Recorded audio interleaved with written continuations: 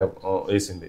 Okay. So ఈ Naveen father కావచ్చు, వాళ్ళ కుటుంబ నేపథ్యము ఆ ఏరియాలో ఎప్పుడో అంటే పి జనార్దన్ రెడ్డి ఉన్నప్పటి నుండి శ్రీశైలం యాదవ్ కూడా తన వెంబడే ఉంటా ఉండే, చాలా యాక్టివ్ గా ఉంటా ఉండే. సో లోకల్ అయిండు. తర్వాత తన చాలా కాలం నుంచి రాజకీయాలలో వాళ్ళ కుటుంబం యాక్టివ్ గానే ఉన్నది.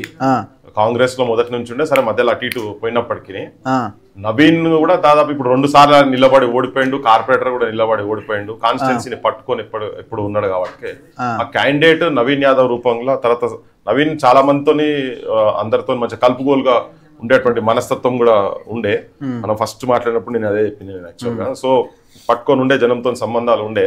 ఈవెన్ ఇండిపెండెంట్ గా నిలబడి కూడా ఆయన దాదాపు 12% ఓట్లు 12% ఓట్లు ఆయన ఇండిపెండెంట్ నిలబడితేనే వచ్చినాయి, సమయం కాకుండా. సో అట్లా అంటే తనకంటూ ఒక బేస్, కొన్ని వేల ఓట్లు తనకు బేస్ ఉన్నది. ఇప్పుడు కాంగ్రెస్ పార్టీ కూడా యాడ్ అయ్యే వరకు అది రిజల్ట్ పాజిటివ్ గా వాళ్ళకు వచ్చింది. సో ఓన్లీ క్యాండిడేట్ అంటారా? నేనైతే అంటే ఇప్పుడు చాలా మటుకు చూస్తున్నాం కదా, హైడ్రా ఇంపాక్ట్ గ్రౌండ్ లో చాలా పోయినప్పుడు హైడ్రా తోటి చాలా నెగటివిటీ జనం లోపల ఉండే, బాగా నెగటివిటీ ఉండే. సో కేసీఆర్ ది కూడా ఏమైపోయిందంటే, వాళ్ళు అంత ముందు బర్రెలు తిన్న మనుషులు కదా వాళ్ళంతా ఇప్పుడు బీఆర్ఎస్ అనేది బ్రాండ్ అయింది. అసెంబ్లీ ఎలక్షన్స్ లో వాళ్ళు ఇక్కడ మొత్తం కంప్లీట్ సీట్లన్నీ వాళ్ళు గెలుచుకున్నా కానీ కాంగ్రెస్ కి అసలు పోనీ రాకుండా ఉన్న సిచ్యువేషన్ లో వీళ్ళు వచ్చిన తర్వాత కూడా హైడ్రా ఇంపాక్ట్ బాగా జనం లోపల ఉండే. తర్వాత ఎప్పుడైతే ఈ సిటీ పబ్లిక్ ఓడిపోయిన తర్వాత, ఏది బీఆర్ఎస్ ఓడిపోయిన తర్వాత చాలా చర్చ స్టార్ట్ అయింది. అసలు ఏం జరిగింది, వాస్తవాలు ఏంటిది, ఏం సంగతి అనేది. ఊర్లలో కావచ్చు, అన్ఎంప్లాయ్మెంట్ అంశాలు కావచ్చు, డిఫరెంట్ వీళ్ళ స్కామ్స్ కావచ్చు, కార్ రేసులే కావచ్చు, అన్ని తరోగా జనం లోపల కూడా బాగా డిస్కషన్ ఉండే. సో వాళ్ళు మళ్ళీ ఈ బర్రెలు తింటోళ్ళు మళ్ళగిన వస్తారన్న భయంతో కూడా జనానికి అది పడ్డది. సో వీళ్ళ మీద కూడా, కాంగ్రెస్ మీద కూడా డెఫినెట్ గా మనమైతే యుద్ధమే చేస్తున్నాం, బరాబర్ యుద్ధం చేస్తూనే ఉంటాం, అది సమస్యనే లేదు.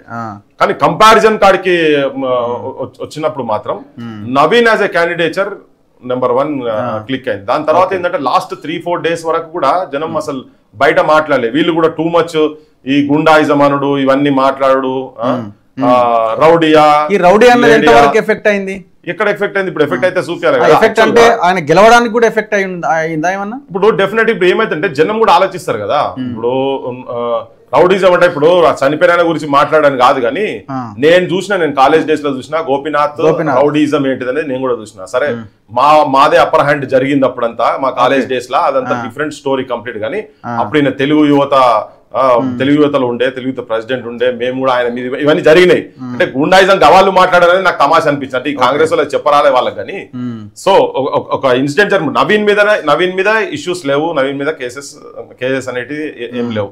ఒకవేళ గుండాయిజమే అనుకుంటే, గుండాయిజం అంటే దాన్ని నిజంగా కూడా వాళ్ళ మీద కంప్లీట్ గా అదే బ్రాండ్ గా అనుకునేది ఉంటే ఇలా జనం ఓట్లు వేయకపోతారు కదా.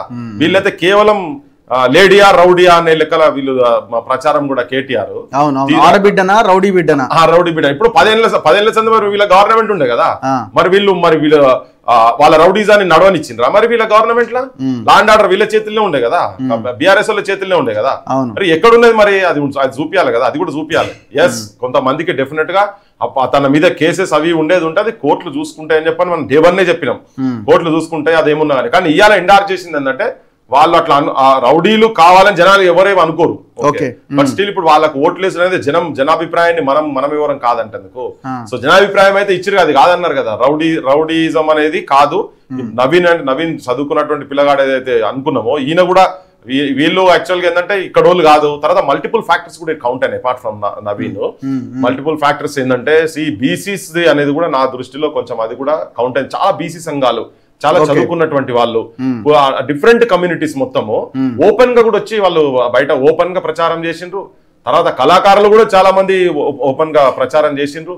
బీసీ సంఘాలు ఇంటర్నల్ క్యాంపెయిన్ కూడా చేసిండ్రు, ఎవరికి వాళ్ళు ఎక్కడికక్కడ ఎవరికి తోచినట్టు వాళ్ళు ఆ క్యాంపెయిన్ కూడా చేసిండ్రు. సో ఇక్కడ ఇవన్నీ ఏమైందంటే, కాంగ్రెస్ మీద ఉన్నటువంటి వ్యతిరేకతను నవీన్ యాదవ్ దాన్ని పాజిటివ్ గా వీళ్ళందరూ కలిసి అందరు చేసే వరకు, అది కొంచెం అతనికి ఓటింగ్ కాడికి వచ్చే వరకు పాజిటివ్. ఇంకోటి గవర్నమెంట్ కూడా ఉంటది, నెక్స్ట్ 3 years వాళ్ళే ఉంటారు కాబట్టి.